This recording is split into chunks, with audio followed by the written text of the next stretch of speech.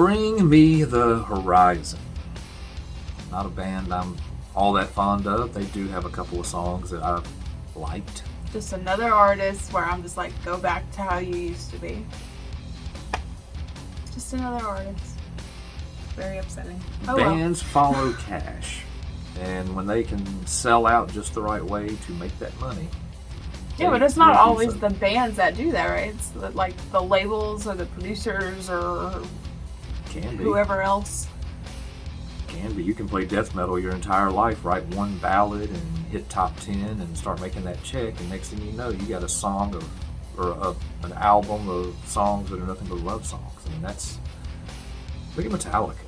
When the Black Album came out, that new sound, the more melodic, mellow Metallica, sold well. And they absolutely 100% abandoned everything they had built up towards with And Justice for All. That just got thrown out the window. It was gone. They said, there's the money. And that's what bands, I believe, like Bring Me the Horizon do. They get a taste of that money. They go do a guest spot and get Ed Sheeran, whatever. They get that check. And they're just like, that's what we need to do. I wish all bands were like falling in reverse. You can age well like fine wine, like falling in reverse, or you can age and rot and mold. I wish all bands were like Lamb of God and Pantera. They just don't care, and it was like, you know what? We're just Hatebreed. gonna get heavier the more you complain. When you hear the first 5 seconds of this song, you will instantly know Who it is. that's Hatebreed. Mm-hmm. The second a new album comes out, I'll hear 5 seconds and go, yeah, that's exactly what I enjoy, I love about this band, and I don't mind one or two songs. They've taken a little artistic, but Yeah, whatever. come on, guys. There's a reason you have the following you have. Right. It's because what you did before, Worked. they liked it. And if you change the entire album to suit a different generation, you completely abandoned the previous generation that brought you to that point. My generation is the pop punk generation, I think, right? Would you say that? So like all these pop punk bands or like the Black Veil Bride bands and stuff are completely changing, and we're just like, bring it back. Why? We're going to find out if Bring Me the Horizon continues this ascent towards making that cheddar off of the 16-year-olds. Let's do this.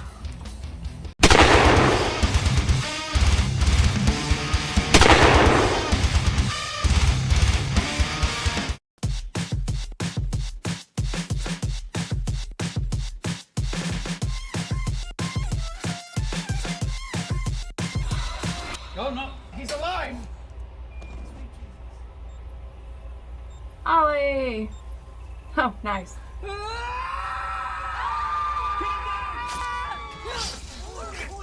Grab the syringe! Quick, grab the needle! You bastard! Well, at least we got dark again.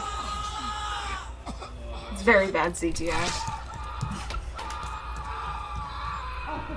My scalp.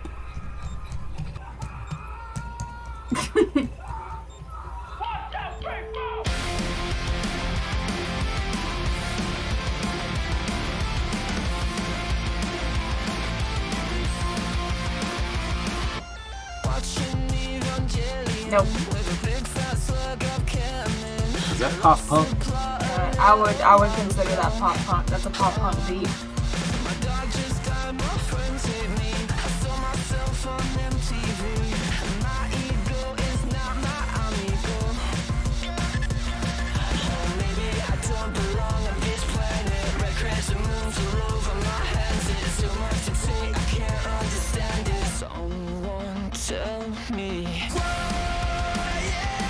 Yeah, it's very pop punk. I love pop punk, but not on milk. It reminds me of one of the songs that would have been in one of those comedies back in the late 90s, early 2000s. Like the rom-coms or something. Well, like the ones about school. Yeah. Accepted.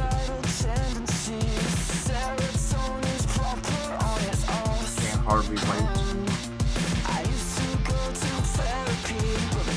Tried to section me. The next time that I open up to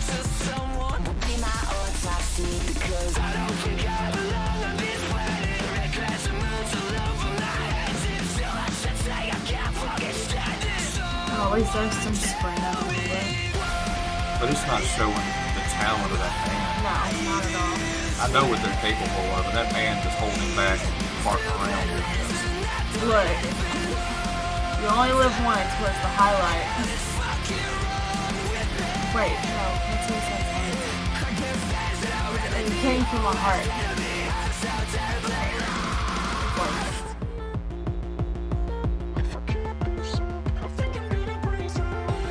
It's like they're trying too hard to be like Ronnie. See? Yeah. Sprinkling just enough metal to keep that rep.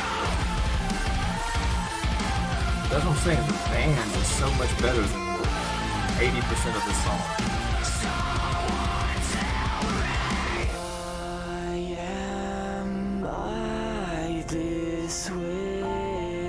They go into infant sorrow.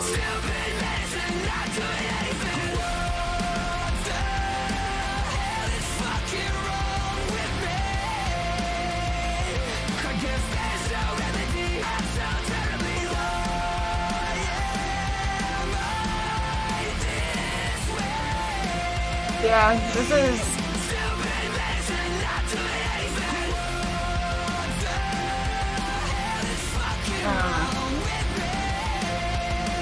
It's like they said, hey, let's be falling in reverse from mid-2000s. I don't care for all that synth. Personally. Last one must have come from the Bad Batch.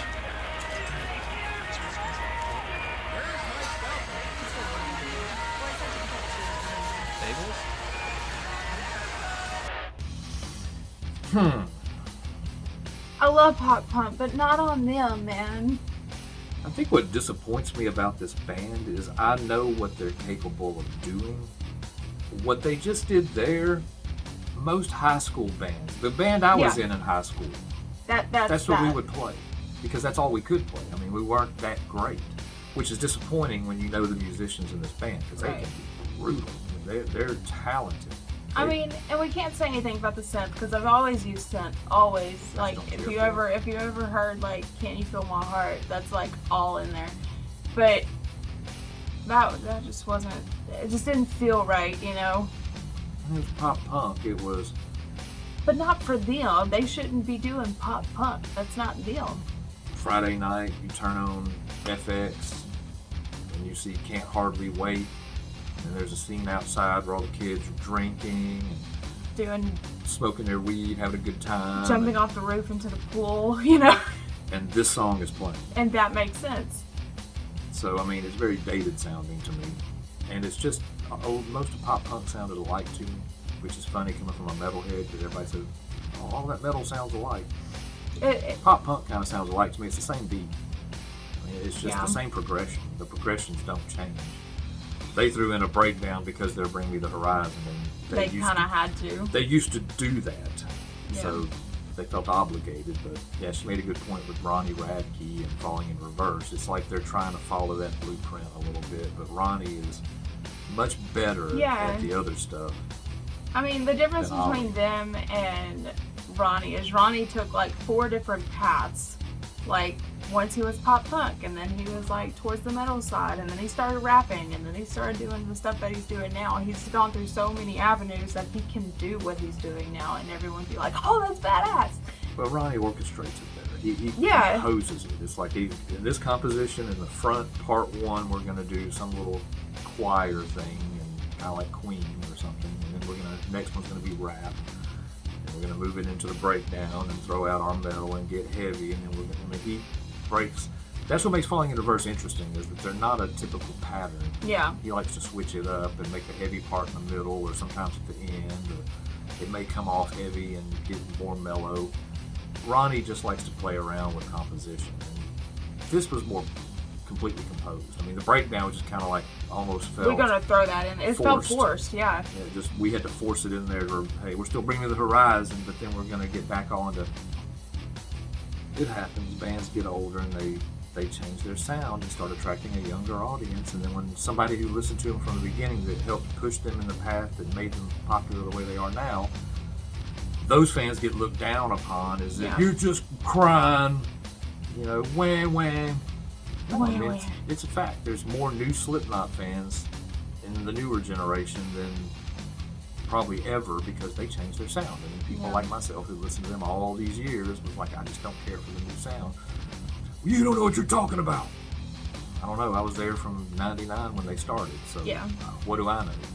But it happens. Bands do that. Bring Me the Horizon's done that, so It is what it is.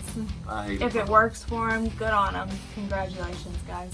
But We'll always have the old stuff. we'll always have the old stuff. Get in the comments. Let us know your thoughts on Bring Me the Horizon, their new direction. Are you a new fan or an old fan? Are you an old fan that likes the new sound too? I'm just curious. I mean, with most bands, when they start changing the mixture of their music, they lose a lot of fans and gain a lot of new ones. And then the headbutt comes in over, you know, Which sounds better. which legacy was better. So Yeah. I'm just curious. Get in the comments and let us know where you stand on that battle. Like, share, Subscribe. do the thing. Do the thing. And until the next time, guys, as always, come at me, bro.